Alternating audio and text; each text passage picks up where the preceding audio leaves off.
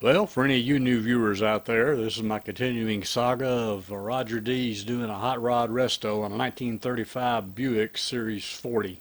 There are 4 previous videos in this series, so make sure you go back and look at those to get proper perspective on this one. For all you returnees, let's take a look at Roger D's future plans for his engine combination. Now, before you jump in the comments and ask me what the hell I'm trying to pull off here, I know the big block manifold is what's sitting on the LS plastic block, so this whole thing doesn't bolt up. The carburetor is just dropped in place, as is the inlet scoop. All Roger's doing here is just showing the general look that he's looking for when he finally gets all this put together, and checking a few dimensions to make sure it's all clear. Now the headers, they are real, and these are definitely the headers he's planning on using, and as you can see, it does bolt up. But as you can also see, it is extremely tight. Probably couldn't get a piece of 16 gauge sheet metal tight between the header and the frame.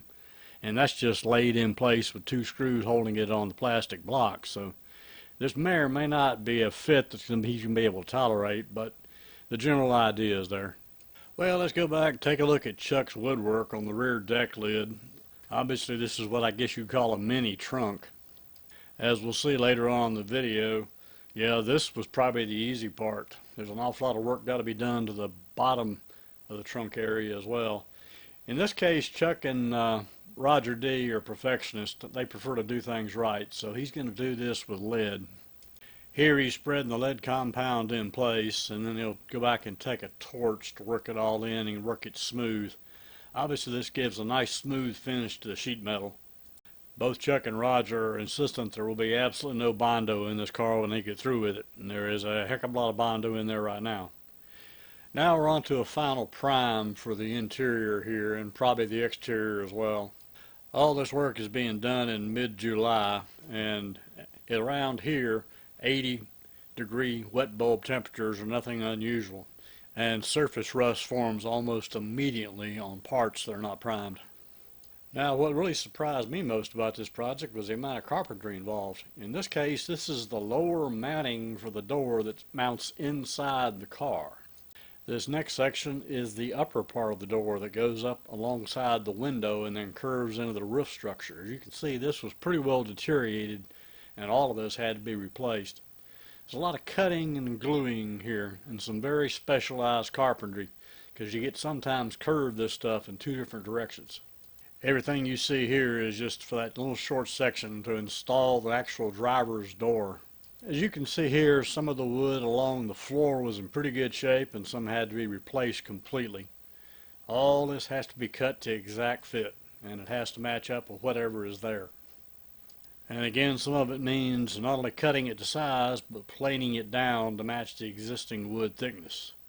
And now that you've got the door mount actually in place, now you got to go back and notch all this wood you just put in there for the hinges and make sure it clears wherever the metal needs to wrap around it. And this is a heck of a lot of work to do this. You have to make sure the wood is locked exactly into place, and then go in there and cut out for hinges on bottom and then hinges on the top.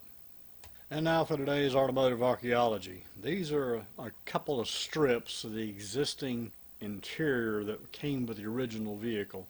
It's got a dull green color, and to me it looks like a real cheap upholstery or drapery fabric.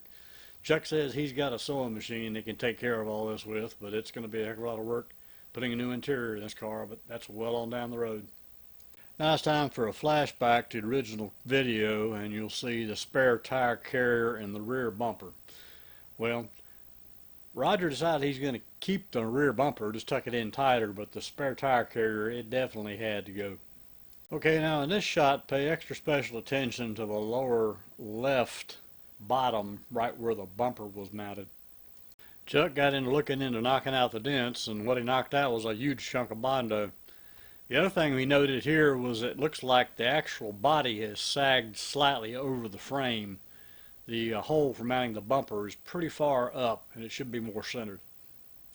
Well, it appears that the previous owners weren't too much into fixing woodwork, and they definitely loved fiberglass and Bondo.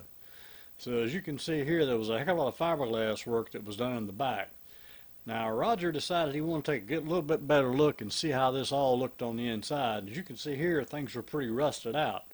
But the surprise was, After he decided to go ahead and take a look at it from underneath, what he found, basically the entire back deck of the car was made out of corrugated sheet metal like you would find on an outhouse building back in the 40s.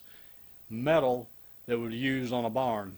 I had a lot of fun with him and said, well, you did say it was stored in a barn, didn't you? I guess part of the barn found its way inside the car. Well, now it's time to try to knock out a few dents in the back. Apparently the bumper was taken off at some time, and then the previous owner backed into a post or someone hit him. So Chuck broke out his scissor action jack to use as something to hit against to try to knock the dents out. And yeah, it was about this time that some of the bondos started flying. And after a little beating and banging, everybody pretty well decided, well, gonna have to come back and take a look at this in a different way, because this is one dent that's not gonna come out with just a backing board. So okay, we'll come back to that. Now it's time to go ahead and patch up all 3 holes left over from the spare tire carrier. And you can see Roger here preparing the welds. Now he's cut a plate here slightly smaller than the actual opening, of course, and then it's held in place and you do your rotating tacks on it. We'll see all the final results for this in the next video.